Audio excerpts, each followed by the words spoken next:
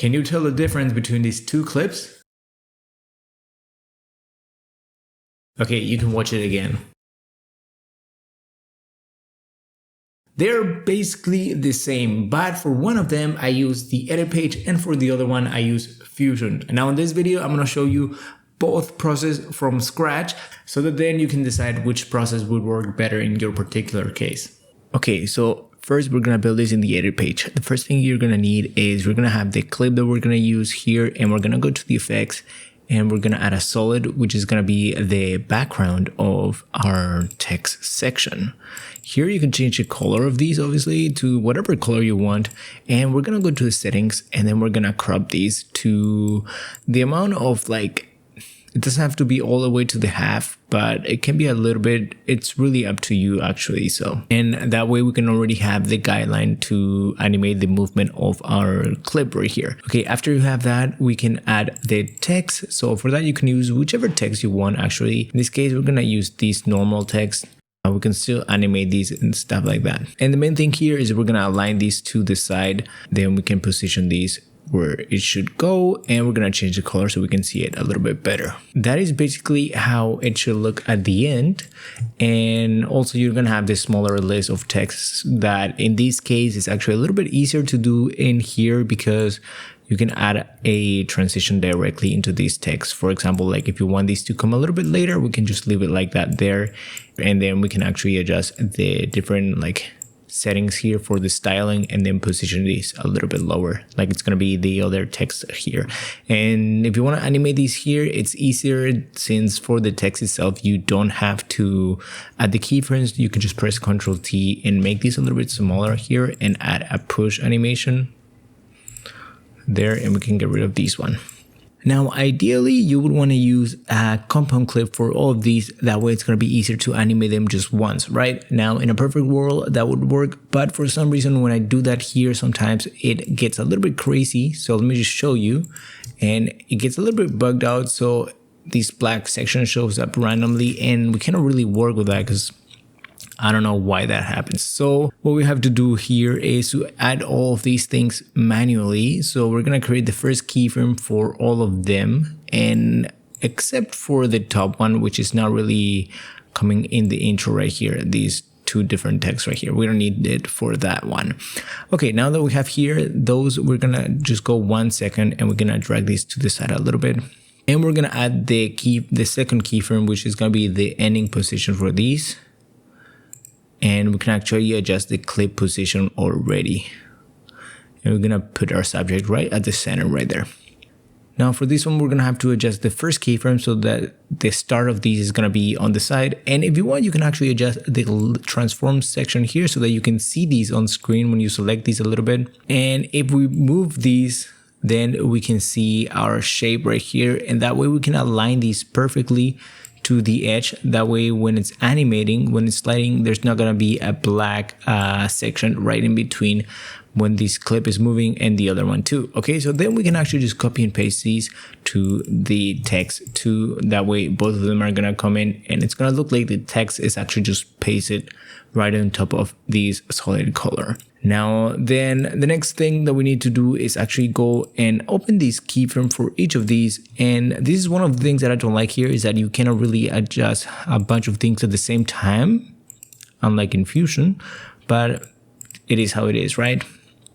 And it doesn't let you select the first one sometimes. So you have to do these and then ease this out like that and do it for each of those. After we have it like that, we can look at it. Okay, now if you want these to be a little bit faster, you can adjust the positioning of these keyframes, make them shorter like that, or you can go to the curve settings here, and by adjusting the curves here, it's gonna look a little bit cleaner and a little bit better, right? The thing with these is that you have to sort of do it by eye on each of these. And it's not going to look perfect sometimes, so it's going to take a little bit longer to actually tweak these so that they all are basically the same in like the curvature settings, right? And there, so let's look at these right now and see how we did. Yeah, that's as you can see here, that's the little black section that I mentioned, and that is because the curves is not perfect how it should. We have to drag this a little bit longer there, like that. It looks clean, it looks all right, and it does the job. And then after that, we're gonna bring the other text, and it's gonna come out like that. And you have to repeat these for the outro animation. So that is how you can make this animation if you're using strictly the edit page. Now let's get on and do it in Fusion, and it's gonna be around the same amount of time again. Okay, now if we wanted to do these in Fusion, okay, we're gonna just copy these, and actually I'm gonna get rid of the keyframe animation so it's just like it is at the start. Now sometimes we would want to just right click and open this in Fusion.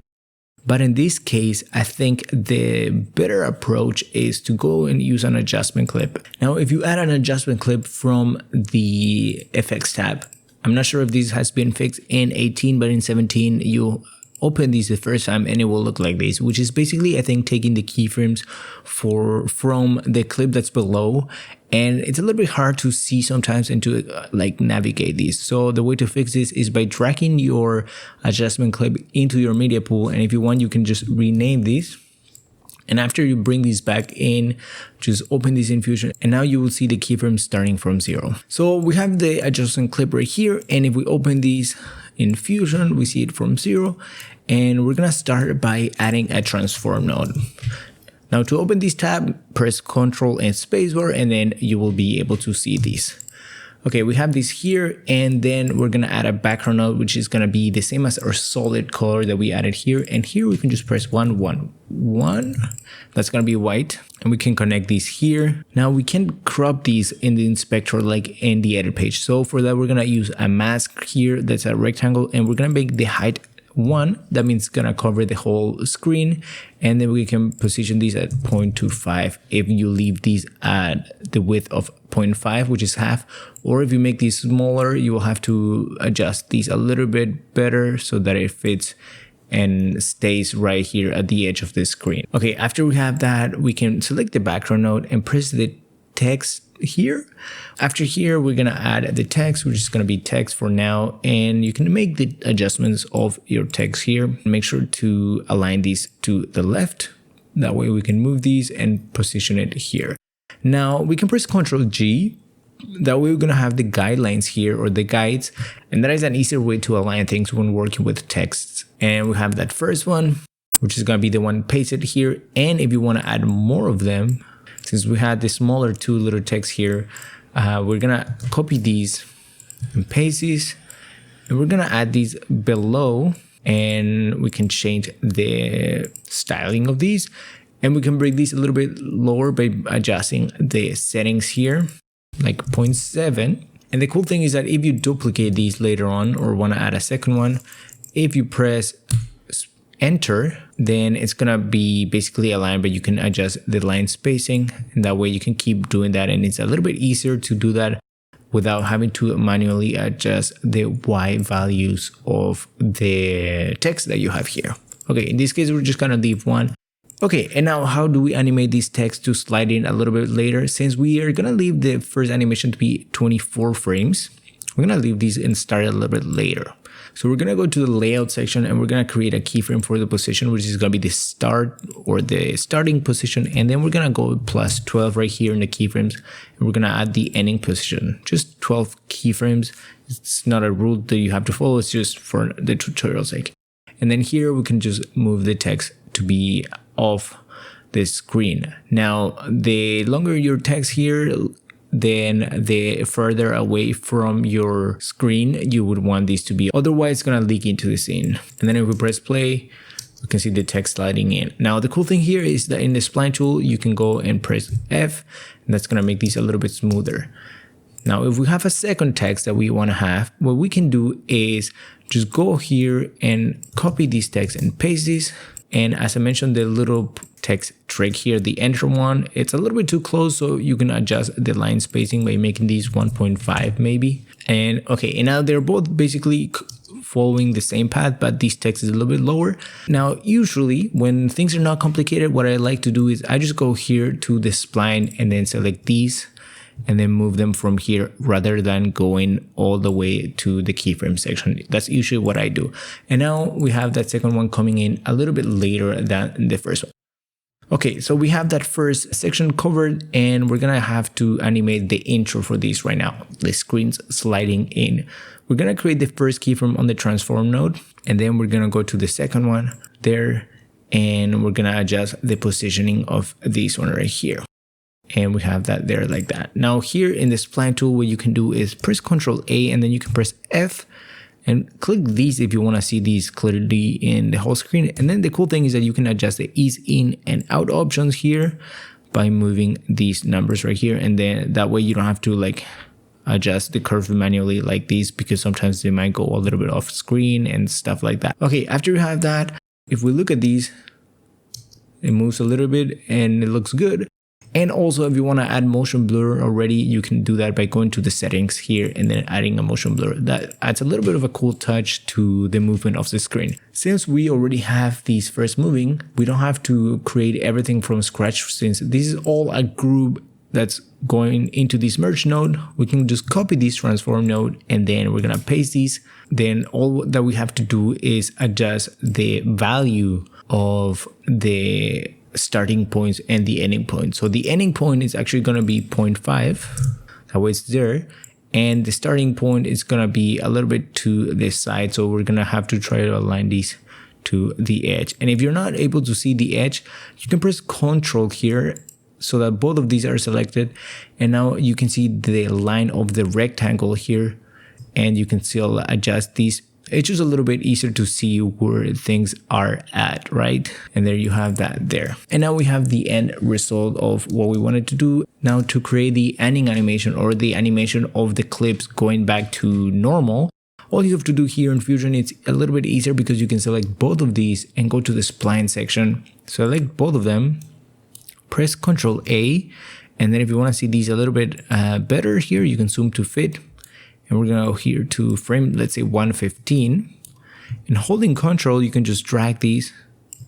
And now if you hold Shift, it's going to lock these in the horizontal axis sometimes, but sometimes it locks it in the opposite way. So you have to just Ctrl C and go back until you are able to automatically select the horizontal axis.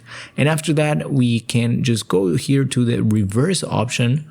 That way it's going to go back to the starting point. Now in the one that we did in the edit page is a little bit more punchy, so for that is go to this spline tool again and adjust the ease in and ease out option. That way it's going to be a little bit more punchy in the movement there, and you can decrease these and adjust these so that it fits your project a little bit better. After you've watched both of them, now you can decide which one you like better. Now, each of them has its own pros and cons. For example, if you build it in Fusion, it might be easier to reuse these in another video, but if you use these in the edit page, it might be faster to edit all text nodes and all that sort of things. One thing that you can do is trying to combine both processes. For example, build the base part in Fusion and then use the text nodes in the edit page to add the little text in the lines. That is just one thing that I came up with while recording right here, but I didn't show that in the tutorial. But if you watch both versions, then you will know what I'm referring to. Now that is it for this video. I hope that you found this helpful and that you learned something new. And if you did, you can give a like to this video. And I hope to see you in the next video here in SUALVI. Bye.